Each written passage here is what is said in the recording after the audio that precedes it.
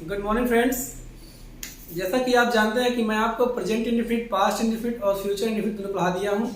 आज मैं इन तीनों का एक मास्टर वीडियो बना रहा हूं इसलिए ताकि आपके समझ में ये आ जाए कि तीनों टेंस में क्या डिफरेंट है और बहुत ही आसानी से आपको आ जाएगा। ऐसे ही जब मैं तीन प्रकार के जब टेंस पढ़ाऊंगा, जैसे मान लीजिए फिर बाद में मैं कंटिन्यूस पढ़ाऊंगा, present continuous, future continuous, past continuous. ये पढ़ाने के बाद में फिर आपको एक मास्टर वीडियो मिलेगा, फिर वो कंप्लीट हो जाएगा और लास्ट में जब सारा टेंस खत्म हो जाएगा तो एक और मास्टर वीडियो बनेगा जिसमें सारे जितने भी टेंस हैं, जितने टाइप के सेंटेंस होते हैं, वो सब वीडियो आपको उसमें सारे प्रकार के सेंटेंस कवर होंगे। तो स्टार्ट करते हैं। यहाँ पर मैं आपको तीनों इंडेफिनिट पढ़ाया हूं। आज तीनों इंडेफिनिट पे ही चर्चा होगी। केवल इंडेफिनिट टेंस में हम देखते हैं। पहले आपने पढ़ा प्रेजेंट इंडेफिनिट, फिर आपने पढ़ा पास्ट इंडेफिनिट, फिर आपने पढ़ा फ्यूचर इंडेफिनिट।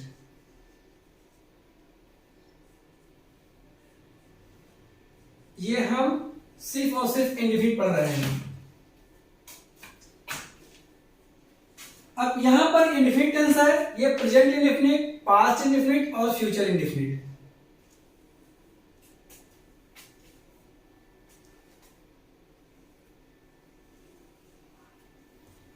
कोई भी टेंस हो, अगर अफर्मेटिव सेंटेंस की बात की जाए तो उसमें जो वर्ब होता है, वर्ब हमेशा बीच में लिखा जाता है। तो वर्ब हम लिखेंगे यहां पर अब प्रेजेंट इंडेफिनिट टेंस जो है, अब इसका जो अफर्मेटिव सेंटेंस है उसमें मेन वर्ब के फर्स्ट फॉर्म का यूज होता है। पास्ट इंडेफिनिट में मेन वर्ब के सेकंड फॉर्म का यूज होता है। फ्यूचर इंडेफिनिट में मेन वर्ब के फर्स्ट फॉर्म का यूज होता है। ये आपको ध्यान रखना है कि हमारे सब्जेक्ट वही होते हैं, सब्जेक्ट में मेरे कोई परिवर्तन नहीं होता है। ठीक है, अगर ही प्रेजेंट में है तो ही का प्रयोग पास्ट में होगा और ही का प्रयोग फ्यूचर में होगा, क्योंकि ही प्रोनाउन है और ही सब्जेक्ट के रूप में आएगा जिसमें कोई परिवर्तन नहीं होगा। लेकिन जब हम बात वर्ब की करेंगे तो हमेशा परिवर्तन वर्ब में ही होगा। यहां पर मेन वर्ब का फर्स्ट फॉर्म, मेन वर्ब का सेकंड फॉर्म, मेन वर्ब का थर्ड फॉर्म, ये हम पढ़ रहे हैं अफर्मेटिव सेंटेंस। अफर्मेटिव सेंटेंस में मेन वर्ब का फर्स्ट फॉर्म आता है, लेकिन अगर सब्जेक्ट हमारा एक वचन का होता है तो क्रिया में यस या ईएस भी आ जाते हैं। और यहां पर अफर्मेटिव सेंटेंस में हमारा सब्जेक्ट कोई भी हो, सबके साथ में मेन वर्ब के सेकंड फॉर्म का यूज ही होता है। यहां पर हमारा सब्जेक्ट कोई भी हो, लेकिन हमेशा मेन वर्ब के फर्स्ट फॉर्म का यूज ही होगा। ठीक, अफर्मेटिव सेंटेंस में पास्ट इंडेफिनिट में होगा सेकंड फॉर्म, लेकिन जैसे ही नेगेटिव आएगा, जैसे ही नेगेटिव सेंटेंस आएगा तो मेन वर्ब का फर्स्ट फॉर्म हो जाएगा। क्यों हो जाएगा? क्योंकि जिसमें हेल्पिंग वर्ब आएगा वो हेल्पिंग वर्ब हो जाएगा डिड, और डिड के साथ मेन वर्ब के फर्स्ट फॉर्म का यूज होता है। ऐसे यहां भी अफर्मेटिव में यस लगेगा एक वचनकर्ता के साथ, लेकिन जैसे ही नेगेटिव आएगा तो मेन वर्ब के फर्स्ट फॉर्म में यस या यस नहीं लगेगा, भले ही सब्जेक्ट एक वचन का होगा। क्यों नहीं होगा? क्योंकि इससे पहले जो हेल्पिंग वर्ब आता है डू और डज, ये आ जाता है। इसीलिए जो यस या यस यहां लगना होता था वो डू में लग चुका है, यस इसलिए हो गया यहां पर यस लग गया एक बार, तो एक बार यस लग गया फिर हमें क्रिया में यस लगाने की जरूरत नहीं है। तो यहां पर डू और डज हेल्पिंग वर्ब और यहां पर डिड हेल्पिंग वर्ब, ये हमारा हेल्पिंग वर्ब है और ये भी हमारा हेल्पिंग वर्ब है। उसके बाद में हम आते हैं फ्यूचर इंडेफिनिट में। फ्यूचर इंडेफिनिट, फ्यूचर का कोई भी सेंटेंस होगा, इसमें जो हेल्पिंग वर्ब आएगा वो आएगा विल और शैल। विल, शैल, यही हेल्पिंग वर्ब होगा। ये अफर्मेटिव सेंटेंस है। अब इसमें हम फ्यूचर की बात अगर करें तो चाहे वो अफर्मेटिव सेंटेंस हो, चाहे वो नेगेटिव सेंटेंस हो, या इंट्रोगेटिव हो या इंट्रोगेटिव नेगेटिव हो, कोई भी सेंटेंस रहेगा इसमें हेल्पिंग वर्ब के रूप में विल शैल का यूज ही होगा। ठीक, इतना हो गया। जब बात हम इंट्रोगेटिव की करते हैं, तो अब देखिए सब में सब्जेक्ट आएगा, इसमें भी सब्जेक्ट आएगा, इसमें सब्जेक्ट आएगा, और जब इंट्रोगेटिव की बात होगी तो यही डू डज क्या होगा, सब्जेक्ट के पहले हो जाएगा, डू या डज, फिर लिखेंगे हम सब्जेक्ट। उसके बाद हमारा मेन वर्ब था ही मेन वर्ब। यहां भी क्या होगा, जब यहां भी सब्जेक्ट लिखेंगे ही हम, यहां सब्जेक्ट लिखेंगे, लेकिन जैसे ही इंटरोगेटिव होगा तो डिड क्या हो जाएगा, पहले हो जाएगा और डिड प्लस सब्जेक्ट हो जाएगा। उसके बाद मेन वर्ब हमारा है तो मेन वर्ब हम यहां पर लिख देंगे। यहां पर सब्जेक्ट है, सब्जेक्ट के बाद विल सेल है, लेकिन जब नेगेटिव होगा तो सब्जेक्ट तो रहेगा ही। यहां पर नेगेटिव में डूडस के बाद तुरंत हम क्या लगाएंगे, नॉट। यहां पर डिड के बाद क्या लगेगा, नॉट, और यहां पर विल सेल के बाद क्या लगेगा, not. Subject plus will sell plus not. उसके बाद में उनका फर्स्ट फॉर्म है लगा देंगे। इंट्रोगेटिव में क्या होगा, इसी विल सेल को हम क्या करेंगे, सब्जेक्ट के पहले कर देंगे।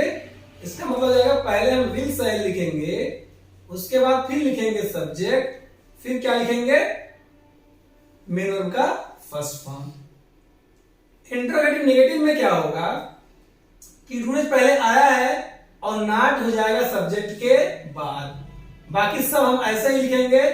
सिर्फ नेगेटिव में, इंट्रोगेटिव नेगेटिव में क्या होगा कि नॉट कहां पर होगा, सब्जेक्ट के बाद। यहां भी सब्जेक्ट के बाद क्या लग जाएगा, नॉट, तो जाएगा इंट्रोगेटिव नेगेटिव हो जाएगा। बाकी डिड लगेगा, सब्जेक्ट लगेगा, यहां पर ऑब्जेक्ट भी लगेगा। यहां पर भी सब्जेक्ट के बाद हम क्या लगा देंगे, नॉट, तो यहां पर भी क्या हो जाएगा, विल सेल लगेगा, उस पर सब्जेक्ट लगेगा, फिर नॉट लगेगा, फिर उनका फर्स्ट फॉर्म लगेगा। और सबसे अंत में लिखा जाता है ऑब्जेक्ट। ऑब्जेक्ट होगा सबसे अंत में। यहां भी ऑब्जेक्ट लिखने के बाद हम क्या करेंगे, इंट्रोगेटिव वर्ड लगा देंगे। यहां भी ऑब्जेक्ट लिखने के बाद हम लगा देंगे इंट्रोगेटिव वर्ड, क्योंकि इंट्रोगेटिव सेंटेंस है। यहां पर भी लगेगा ऑब्जेक्ट, यहां पर भी लगेगा ऑब्जेक्ट, ये सॉरी, यहां पर भी लगेगा ऑब्जेक्ट, ऑब्जेक्ट यहां पर भी रहेगा, लेकिन यहां पर इंट्रोगेटिव वर्ड, यहां पर interrogative question mark, sorry interrogative mark लग जाएगा। यहां पर भी लगाएंगे ऑब्जेक्ट, यहां पर भी ऑब्जेक्ट, लेकिन यहां पर ऑब्जेक्ट प्लस क्वेश्चन मार्क, यहां पर भी ऑब्जेक्ट प्लस क्वेश्चन मार्क, ये हो जाएगा। ये पूरा सेंटेंस हुआ आपका, जो मैं थीम समझाया। अब देखते हैं हम अंतर कैसे करेंगे, जब सेंटेंस आएगा तो हम बनाएंगे कैसे। यहां पर एक सेंटेंस है कि मैं जाता हूं, एक सेंटेंस है मैं जाता हूं। यहां पर एक सेंटेंस है मैं जाता था, और यहां पर एक सेंटेंस है मैं जाऊंगा। पहचान में आपको बताया था कि जब हिंदी वाक्य के क्रिया के अंत में ता है, ती है, ते है आएगा तो प्रेजेंटिव इंडिफिनिट होगा। जब ता था, ती थी, ते थे अथवा आ ई ए शब्द आए तो पास्ट टेंस होगा। जब क्रिया में गा गी गे आ जाएगा तो ये क्या हो जाएगा, फ्यूचर इंडिफिनिट हो जाएगा। तो यहां पर सब्जेक्ट कौन है, सब्जेक्ट लिखेंगे आई और जाना कीजिए गो। यहां आई के साथ आई वी यू दे के साथ तथा के साथ क्रिया में से रहता है, तो यहां पर आई आया है तो क्रिया में कुछ नहीं रहेगा, आई गो। यहां मैं जाता था, आई वेंट, मैं जाऊंगा, आई शैल गो। ये देखिए तीनों सेंटेंस आपके सामने हैं। मैं जाता हूं तो आई गो, मैं जाता था तो आई वेंट। अगर ये सेंटेंस होता मैं गया या वह गया तो क्या रहेगा, आई वेंट या ही वेंट, ऐसे हो जाएगा। तो ये सेंटेंस हो गया। अगर मान लीजिए अगर यहां पर होता कि मैं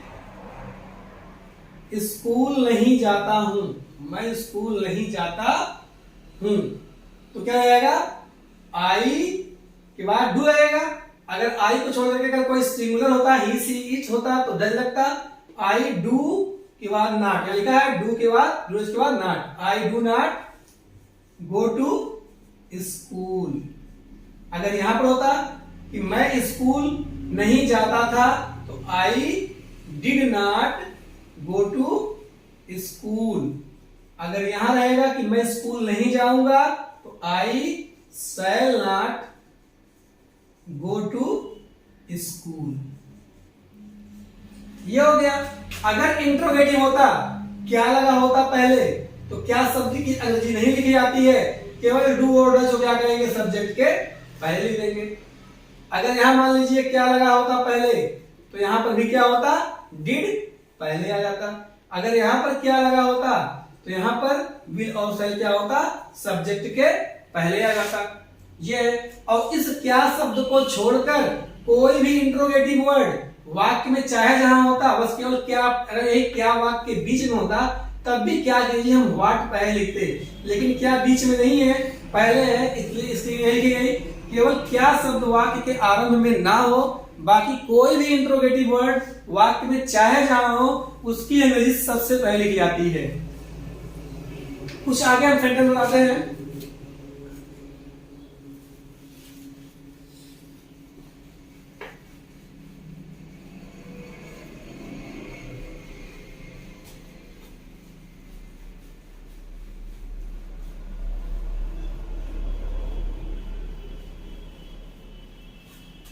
सेंटेंस में इतना बताने हैं हम वर्ब के बारे में। सबसे पहले जैसे मान लीजिए यहां पर दिया हो गो, यहां दिया हो ईट, यहां दिया हो स्लीप, यहां दिया हो प्ले, फिर दिया हो रीड, यहां पर दिया हो प्रिपेयर,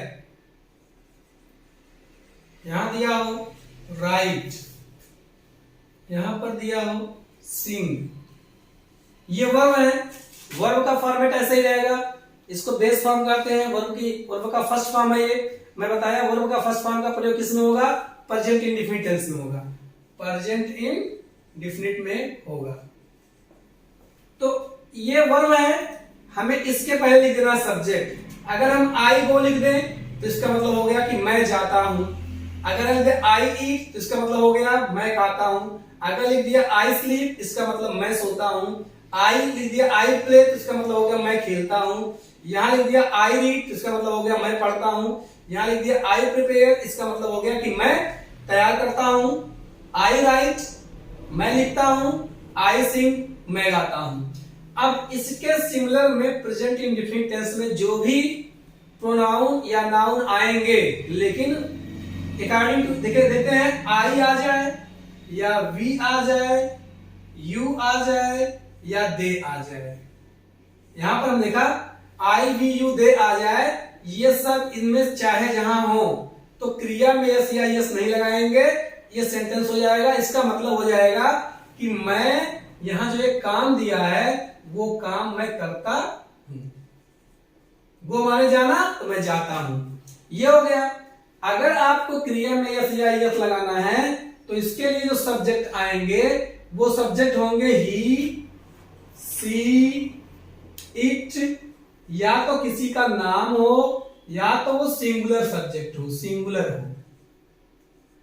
तो यहां पर अगर ही आएगा तो यहां पर हो जाएगा गो का गोज, यहां पर ईट का हो जाएगा ईट्स, स्लीप का हो जाएगा स्लीप्स, और प्ले का हो जाएगा प्लेज, रीड का हो जाएगा रीड्स, प्रिपेयर का हो जाएगा प्रिपेयर्स, राइट का राइट्स, और सिंग का हो जाएगा सिंग्स। इसका मतलब भी होगा कि मैं ये काम करता हूं, लेकिन जब यहां पर सब्जेक्ट ये आ जाए, इसके स्थान पर ये सब्जेक्ट आते हैं तो क्रिया में यस या यस लग जाता है। लेकिन जब सब्जेक्ट में आई वी यू दे या कोई सब्जेक्ट आते हैं तो क्रिया में यस या यस नहीं लगता है। अब इन सबके साथ में इधर जितने भी हैं इन सबके साथ में डज डू लगता है और इन सबके साथ में डज हेल्पिंग वर्ब लगता है।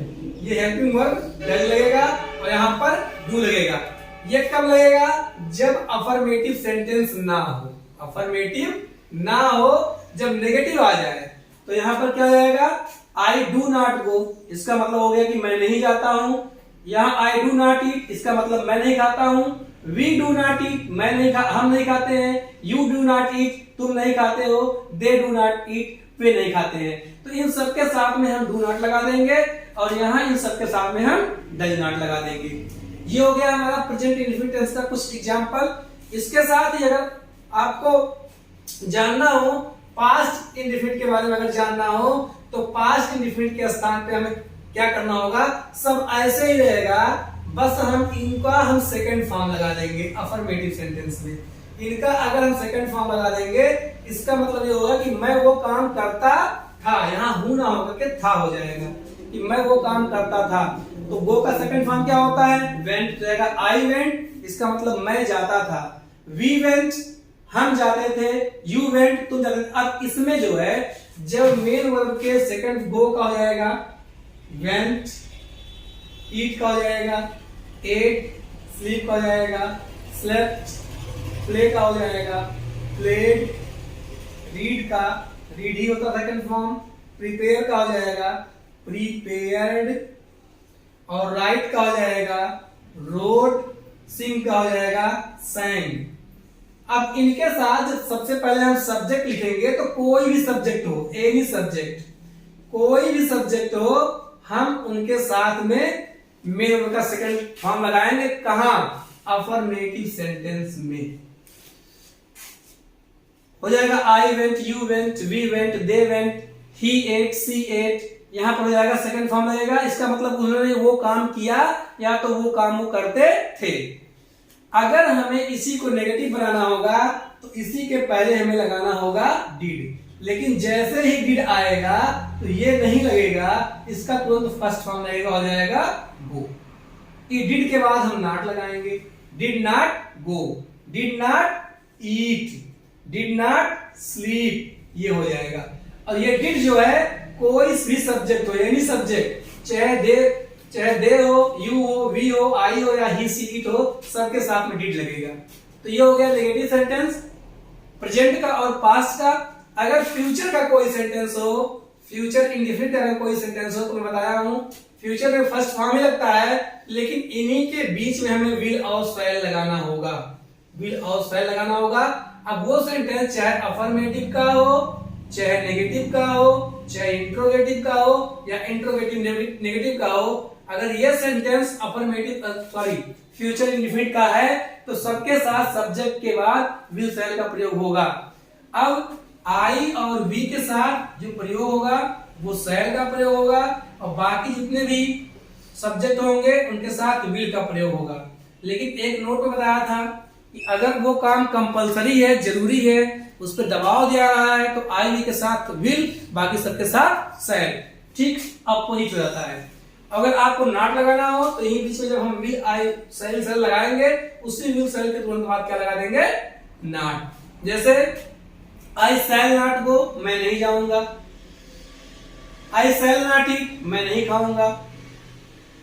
आई शैल नॉट स्लीप, मैं नहीं सोऊंगा। अगर मैं अवश्य नहीं सोऊंगा तो जाएगा आई विल नॉट स्लीप, क्योंकि उसमें बताया गया था अवश्य अगर कोई नेसेसरी होगा तो आई विल के साथ विल लग जाएगा, बाकी सबके साथ शैल लगेगा।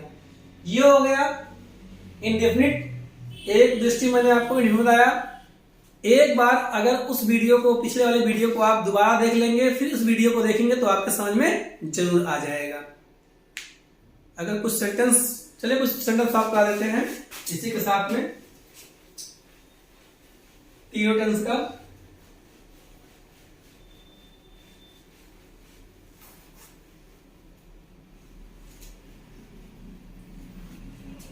जैसे मान लो सेंटेंस दिया है, मैं साइकिल चलाता था। ये सेंटेंस किसका है? पास्ट इंडेफिनिट का। मैं बाइक चलाता हूं, यह है प्रेजेंट इंडेफिनिट। मैं कार चलाऊंगा,